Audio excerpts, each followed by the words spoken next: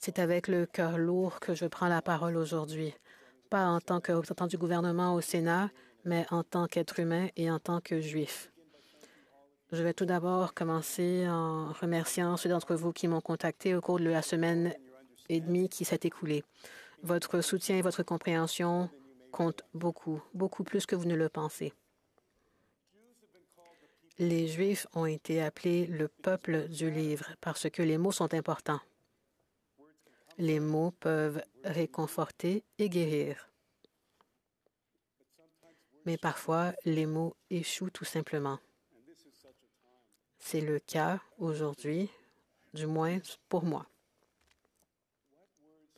Quels mots peuvent expliquer l'horreur dont nous avons été témoins il y a une semaine, un samedi, le jour du sabbat?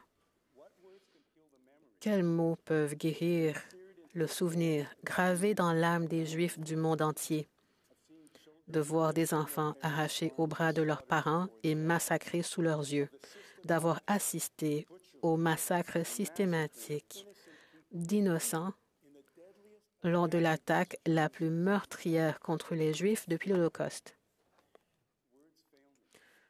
Les mots me manquent. Comme des millions de Juifs dans le monde, j'ai de la famille et des amis en Israël. Certains sont allés directement en Israël après avoir quitté les camps de concentration. D'autres sont venus vivre dans la patrie ancestrale du peuple juif. Certains servent dans les premières lignes, d'autres vivent dans les communautés qui ont été envahies par le Hamas. Et oui, certains sont retenus en otage à Gaza alors que je suis ici aujourd'hui. Alors, chers collègues et amis, c'est une affaire personnelle pour moi. Face à une telle brutalité, une telle inhumanité, une telle horreur, j'aurais aimé avoir les mots de réconfort pour tous ceux qui sont en deuil et qui souffrent dans la peur. Mais les mots me manquent. C'est pourquoi je me tourne vers ma tradition pour obtenir des conseils. Dans le Pirkei Avot, un texte rabbinique écrit il y a 18 siècles, il est dit que nous ne devons pas réconforter quelqu'un tant que son cadavre gît devant lui. Le mieux que je puisse faire est donc de ressentir la douleur et la perte, les craintes et les peurs qui ont été infligées à mon peuple.